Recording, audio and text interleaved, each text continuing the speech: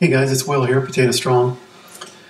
I've just been noticing that there's typically two extremes that are discussed on YouTube about losing weight, calories, stuff like that. Is either a really, really high calorie suggestion, or other people on some of the paleo type diets are suggesting really low calorie diets. And I don't see a lot of people really just talking about eating a normal amount of calories and eating until you're satiated. And also related to that is the idea that everyone's different. There's going to be different. What I mean by everyone's different is, we're all the same biology, but there's different heights, weights, there's the gender, activity level. So all these factors, and there's age as well. So all these factors are going to determine how much, what your weight is, how much you can lose. By eating a high carb, low fat diet, what you're doing is you're reducing your calories from a standard American diet or even like vegetarian diets. So people will lose weight by naturally eating lower calorie density foods. So the main concept is calorie density. And so you want to eat foods that are lower in calorie density and that fill you up and provide the needed calories for basal metabolic rate and your activity level. These are, when you're trying to figure out, who to believe, you got to look at the doctors and the registered dietitians like Jeff Novick, plant-based, and Dr. McDougall, people like that. So I just wanted to talk about just a couple of these pages from the Starch solution to kind of clarify. When I talk about things on my YouTube channel, I try to present you with things that I've gleaned from the doctors. They're not just my opinions. These are science, and they come from these doctors. So obviously eating vegetables and fruits and starches, and avoiding oils and animal products, processed foods, things like that are going to provide a lot of success. But some people will hit a plateau or have to make more modifications in order to have more success. And so if we look at this section here from Starch Solution, there's a bunch of points here that he's making, and I don't want anybody to get hung up on a specific line here, but what the concept is that you're increasing the amount of non-starchy green, yellow, orange vegetables. So that would be,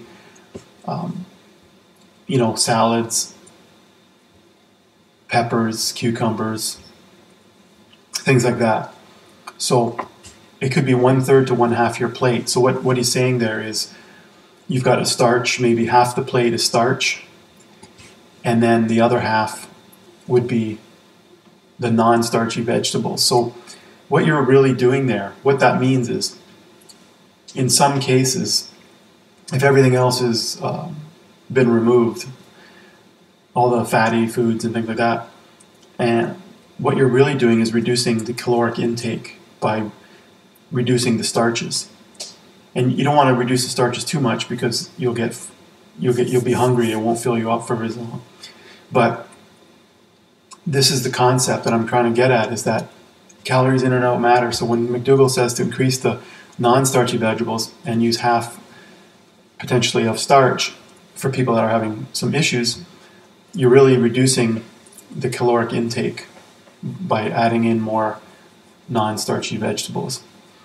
Simple sugars, dried fruits and juices. Now, there's people in this one here on the fruits, keeping them to a minimal amount. People are going to get hung up on that who eat fruit, and the point of this particular page is, this is a starch-based diet, so you're getting your bulk of your calories from starch. You're adding some vegetables, so you don't want to really add tons and tons of fruit. There's other ways to do this. Jeff Novick isn't as much against eating fruit as Dr. McDougall, but the reason being is not because of fruit being bad or anything like that, but that it's just a starch-based diet, and that doesn't leave a lot of room for extra food. So if people are adding a lot of fruit in between the starch-based meals, they may have problems. It doesn't mean that, some people might decide to have a fruit meal instead of a starch meal. So that would be a different scenario from what he's talking about. These are the fruits that you would eat in between the meals or as an addition to a starch-based meal. So he doesn't advise going, adding lots of those. But I don't want people to get hung up on that, because this isn't really the message of this particular video. It's avoiding the simple sugars and things that are going to add calories to the main meals. And these are more calorie dense when they're dried as well. Flours and flour products, including bread, bagels, and pasta. So flours are very dense calories as well. A quarter cup of flour is usually around 110 calories. So 1 cup of flour is about 440 calories. So it's very dense. So he's saying avoid them. This is for the maximum weight loss program. And the reason is because, like I say, they're higher dense calories. They're higher calorie foods. And he says here, steer clear of all high-fat plant foods such as nuts, seeds, avocados, olives, and soy-based foods. So these are high-fat foods. Again, the main problem, or the main issue, is what he's trying to say is to not eat the higher calorie dense foods. Eat smaller meals a day rather than one or two large ones. Eat a simple meal plan like sweet potatoes, broccoli. He thinks that you don't want to have too much variety, and also what I call palatability. The more palatable the food is, the more sugars and salts and things like that are added to the food. It gets a little bit easier to overeat, and that goes. What that means when I say overeat is you're going beyond your normal satiation detection, and because the food tastes really good. I mean, we've all done that, where you eat more chips or you eat more, whatever, pizza, and it's beyond what you need just to be full, and it's because that the food is really hyper palatable, and that can get us into trouble. Like, say, for example, in restaurants where they add a lot of sugar, salt, and fats, and all this stuff is really basically reducing the caloric intake. So, we like to say in the high carb movement that carbs don't make you fat, but if you look at these doctors, when you want to reach maximum weight loss, or you break through a plateau, by increasing non-starchy vegetables, avoiding simple sugars, avoiding flours and nuts, you're cutting out a lot of calories out of your diet. It's not just fat calories, it's also even starch-based calories for some people. And then on this second page, the last item here he's got is exercise more frequently to burn more calories. And so I've talked about this in my last video, but calories in and out, it's really based on what you're eating and what you're burning off. So there's people out there who are exercising a ton, and every day for hours, and they go up mountains and they burn a ton of calories. Their fitness is really high, and they're gonna obviously need to eat more calories. The exercise is gonna drive them to want to eat more, and so those people need more calories. There's people that are young, and they can eat almost anything and not gain weight. And they tell me that they can eat 3,000 or 4,000 calories and not gain weight. A lot of these people wouldn't gain weight no matter what they ate. And they're young and they're energetic, and or there's different body types. I mean, the majority of us gain weight when we eat excessive calories, but there are some people who can eat quite a bit. My wife and I generally eat almost the same amount of food. She moves around a little bit more than me in the house, but I'm a lot more. I weigh a lot more than she does, and when we were eating, crappy diets, cheese and chips, I gained a lot more weight than she did. So, so there are differences in body types, and so I'm going to get the odd person who says, I can eat so much and I don't gain weight or whatever, or the calorie estimators are off, and I'm not trying to. There's so many.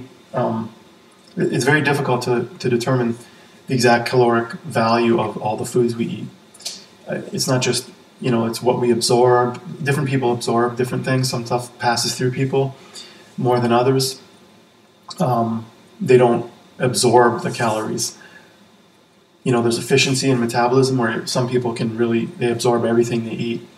And there's also differences in like there's 4 calories per gram of carbs, but some of the carbs are actually 3.5 or so or less per gram. So that's just an average of 4. So when you're doing calculations or using websites, you're not necessarily going to be absorbing all those calories. And then exercise becomes really difficult as well. Treadmills and devices are not really super accurate for burning calories.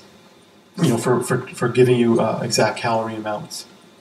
So people think maybe they're eating more than they are, but a lot of times that food might not necessarily be absorbed. There's just so much variability. That's why I don't really count calories. I just eat until I'm satiated. And then if you have a problem, you can increase exercise or you can decrease some of the foods that you're eating. You can adjust with more vegetables, more raw. Like raw is going to be harder to digest, raw foods.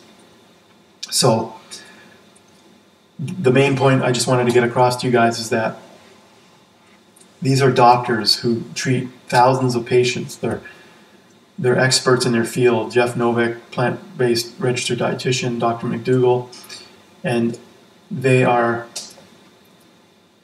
advocating watching the calories, reducing some of the calories, the higher calorie foods, and exercise.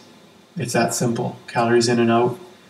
And I just want to provide a more rational message, a normal, reasonable message that you don't need to go crazy eating tons of food or starving yourself. It's just eat a normal amount of food. Eat until you're satiated. Fruits and vegetables, whole grains, legumes. It's all good. So hopefully this helps, and we'll talk to you guys later.